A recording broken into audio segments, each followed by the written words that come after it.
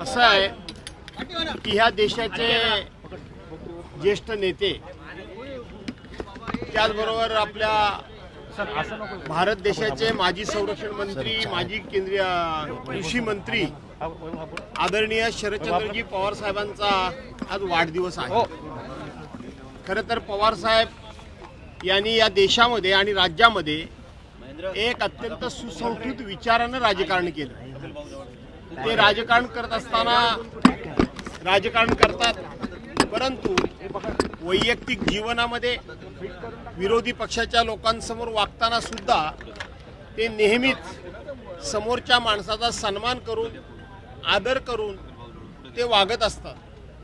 आयुष्यामध्ये त्यांच्यावर अनेक आरोप झाले, अनेक टीका झाल्या, अनेकांनी अनेक प्रकारे त्यांच्याबद्दल संशय व्यक्त करण्याचा प्रयत्न केला, परंतु मी त्यांना जवळून पाहिलंय। मी त्यांच्याबरोबर बरीच वर्ष काम केले। ते राजकारण करायचं असेल त्या ठिकाणी राजकारण करतात, परंतु वैयक्तिक जीवनामध्ये किंवा आपल्यासमोर कोणीही कोणत्याही मदती करता आला तर त्याच्यासमोर ते राजकारण करत नाही किंवा त्याला राजकीय चष्म्यातून ते कधीही बघत नाही सर। आणि म्हणून राजकारण करत असताना त्यांनी राजकारणाची परिसीमा आणि कक्षा ही निश्चित केलेली आहे। अशा एका महान नेत्याचा आज वाढदिवस आहे। पवार साहेबांचा वाढदिवस म्हणजे एक खरं सांगितलं तर आम्हा सर्वांना एक दिवाळीचा सण वाटावा अशा पद्धतीचाच तो वाढदिवस असतो। कुठल्याही विषयावर कधीही कुठेही कोणीही कोणतीही माहिती विचारावी आणि ती पवार साहेबांच्याकडे नसावी असं कधीच झालेलं नाही। आणि म्हणून अशा ह्या नेत्याला मी दीर्घायुष्य चिंतितो। माझं ग्रामदैवत आई शारदेनं त्यांना शतायुष्य करावं, उत्तम आरोग्य द्यावं असा माझ्या कुटुंबातर्फे आणि उद्धव बाळासाहेब ठाकरे पक्षातर्फे मी त्यांना या ठिकाणी शुभेच्छा देतो। रवींद्र चव्हाण यांची आज पीसी झाली आणि त्यांनी त्या पीसी मध्ये त्यांनी सांगितलं की दुसरं या राज्यातले आणि या देशातले एक नेते, माजी लोकसभेचे माजी अध्यक्ष, पार्लमेंटचे माजी गृहमंत्री आदरणीय शिवराज पाटील चाकूरकर सरांचं सुद्धा आज देहावसन झालं। ते स्वर्गवासी झाले असं कळलं। एक अतिशय मृदुभाषी परंतु खूप गाढा अभ्यास असलेला नेता आणि त्याचबरोबर विचारांची बैठक पक्का असलेला नेता आज आपल्या सर्वांना सोडून गेलेला आहे। मी माझ्या कुटुंबातर्फे आणि उद्धव बाळासाहेब ठाकरे या पक्षातर्फे शिवराज साकुरकर पाटलांना मी या ठिकाणी भावपूर्ण श्रद्धांजली अर्पण करतो। रवींद्र चव्हाण यांची आज पीसी झाली, त्या रवींद्र चव्हाण पीसी मध्ये अहमदाबादमध्ये तर आपली जबाबदारी, नैतिक जबाबदारी स्वीकारून त्यांनी राजीनामा दिला होता, पण असं राजकारणात असं राहिलंय का? ही गोष्ट खरी आहे। तुमचा प्रश्न खरा आहे की 26/11/2008 साली ज्या वेळेला मुंबईमध्ये बॉम्बस्फोट झाले आणि ज्या वेळेला ताज हॉटेलवर हल्ला झाला, जो कसाब म्हणून जिवंत पकडला गेला, त्यावेळेला दिवसभरामध्ये शिवराज पाटील चाकूरकर यांनी 3 वेळा कपडे बदलले अशा प्रकारचा आरोप आजचे जे सत्ताधीश आहेत, भारतीय जनता पार्टी विशेष, या लोकांनी त्यांच्यावर आरोप केले होते।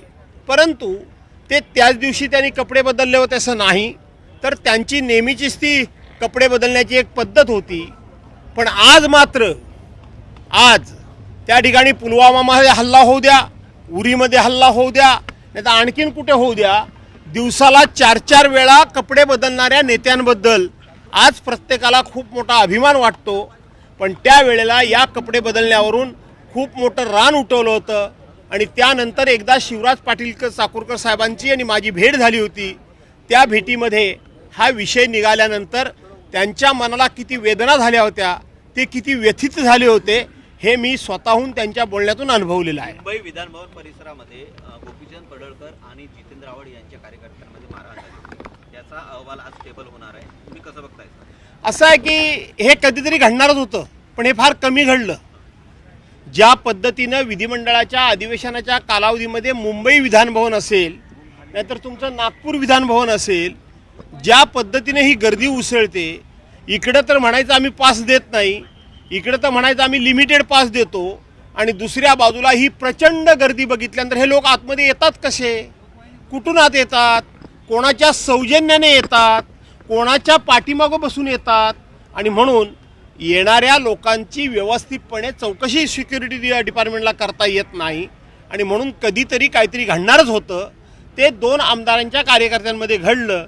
मी तो अहवाल टेबल होणार असेल तर आनंद आहे, काय असेल ते मला माहीत आहे, सगळं गुळगुळीत मुळमुळीतच असेल, पण किमान त्या घटनेतून काहीतरी सरकारनं, राज्यकर्त्यानं आणि विधिमंडळानं धडा घेण्यासारखा घेतला तर आनंद वाटतो. प्रश्न असा आहे यालाच धरून प्रश्न असा आहे की अनेक लोक जे आहेत, अनेक आमदार जे आहेत ते आपल्या बरोबर 2-3 कार्यकर्ते अनधिकृतपणे आतमध्ये घेऊन येतात.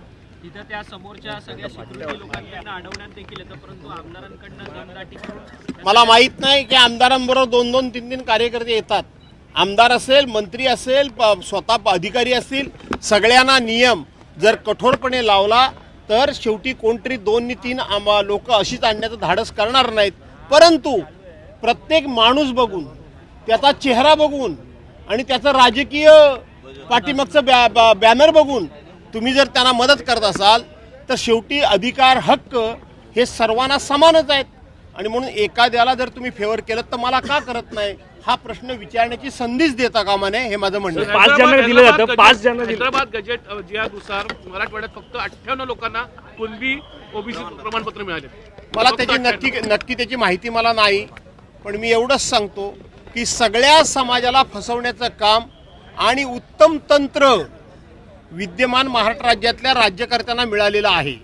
अगदी धनगर समाजापासून तर प्रत्येक समाजापर्यंत कशा पद्धतीने हे लोक फसवू शकतात आणि कशा पद्धतीनं लोकांना हिप्नॉटिझ करून निवडणुकीच्या तोंडावर मतं मिळवतात हे आपल्याला आता कळलेलं आहे.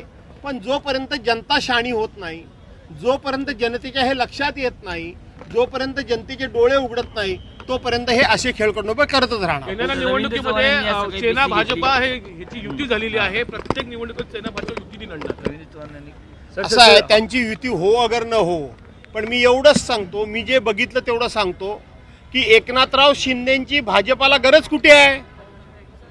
तिथं ते भाजपवाले एकनाथराव शिंदेबरोबर युती करतायत. सरसकट युती झालेली नाही. नुकत्याच झालेल्या विधान परिषद आणि नगरपालिकेच्या निवडणुकीमध्ये विदर्भातला अहवाल घ्या. या अहवालामध्ये तुम्हाला स्पष्ट दिसेल की विदर्भामध्ये भारतीय जनता पार्टीची ताकद असल्यामुळं त्यांनी एकनाथ शिंदेना सर्रास कुठेही जवळ घेतलेलं नाही. त्याचबरोबर अजितदादा पवार गट बघा, माझ्याच कोकणामध्ये राष्ट्रवादी म्हणून अजित पवार गटाला युतीमध्ये एकही जागा दिलेली नाही. ज्या कोकणामध्ये त्यांचे खासदार आहेत त्या स्वतः सुनील तटकरे, त्या म्हणजे अजितदादा पवार पक्षाचे राज्याचे अध्यक्ष आहेत, त्या खासदारांच्या मतदारसंघामध्ये ज्या नगरपालिकेच्या नगरपरिषदेच्या निवडणुका झाल्या तिथं सुद्धा त्यांना एकही जागा शिवसेना भाजपाने दिलेली नाही. त्यामुळं हा मित्रसुद्धा मगापासून मला तेच सारखं विचारतोय. मला माहीत आहे की जिथं लोकांची गरज आहे, भारतीय जनता पार्टीची गरज असेल तिथं फक्त मित्रांना जवळ करायचं, वापरून घ्यायचं आणि सोडायचं. त्यामुळं असं कोणी काय असं सुकावून जाण्याची गरज नाही की युती झाली नाही ते आम्हाला कायम बरोबर ठेवतील, काही ठेवणार नाहीत. परंतु राष्ट्रवादी बद्दल सस्पेंड ठेवलेला आहे. नवाब मलिकांचा मुद्दा उपस्थित समोर येतो. नवाब मलिकांबद्दल भूमिका स्पष्ट करा तरच मग आपण महापालिका निवडणूक असं कोण म्हणतं? भाजपची काय म्हणतात? नवाब मलिक आता असं आहे की नवाब मलिक, आता हा नवाब मलिकांचा मुद्दा काय आहे? बॉम्बस्फोट कधी झाले आणि नवाब मलिकांना त्या ठिकाणी बॉम्बस्फोटाच्या आरोपीचे बरोबरी कधी ठरवलं? खरं तर अनिल देशमुख जे राज्याचे गृहमंत्री आहेत ते आणि नवाब मलिक यांच्यावर प्रचंड अन्याय या सत्ताधाऱ्यांनी केला. त्या ऐकून घ्या जरा, त्यांना देशद्रोही ठरवलं का? अनिलराव देशमुखांच्या संदर्भामध्ये जे चांदीवाल आयोग नेमला गेला होता त्या चांदीवाल आयोगाचा अहवाल येऊन, त्यांचा रिपोर्ट येऊन किती दिवस झाले? का सरकार जर एवढं निष्पृह असेल, सरकार जर एवढं स्वच्छ असेल, त्यावेळेला आरोपांची राळ उठवली. तो अहवाल टेबल का करत नाही विधानसभेच्या अधिवेशनमध्ये? तो करत नाही. आणि म्हणून नवाब मलिक काय सांगितलं त्यांनी? एकमेकाला पत्र लिहिण्याची नाटकं करतात हे मुख्यमंत्री आणि उपमुख्यमंत्री. कडेकडेला बसतात आणि पत्र कसली लिहितात? मी स्वतः ज्या वेळेला नवाब मलिक आमच्याबरोबर नाही असं सांगितलं त्यावेळेला नवाब मलिकांचा सीट नंबर काय आहे आणि तो सीट नंबर कोण देतं? अध्यक्षांच्या ऑफिसमधून दिला जातो, सचिवालयातून दिला जातो. त्यावेळेला मी ते बघितलं की नवाब मलिकांना इकडे जरी बसायला लावलं असलं तरी सत्ताधारी पक्षाच्या बाजूलाच नवाब मलिकांचा सीट नंबर होता. याचा अर्थ की हे लोकांना वेडे समजतात आणि वेडे बनवतात. देशद्रोही जवळचे झाले का? वेडे बनवतात आणि वेडे सांगतात. देशद्रोही जवळचे झाले का आता? कोणाला? देशद्रोही अहो जवळचे झाले यांना का? काही देशद्रोही वगैरे काही नाही. मागच्या वेळेला पालघरमध्ये उद्धव बाळासाहेब ठाकरे ज्यावेळेला मुख्यमंत्री होते त्यावेळेला एका साधूचा खून झाला.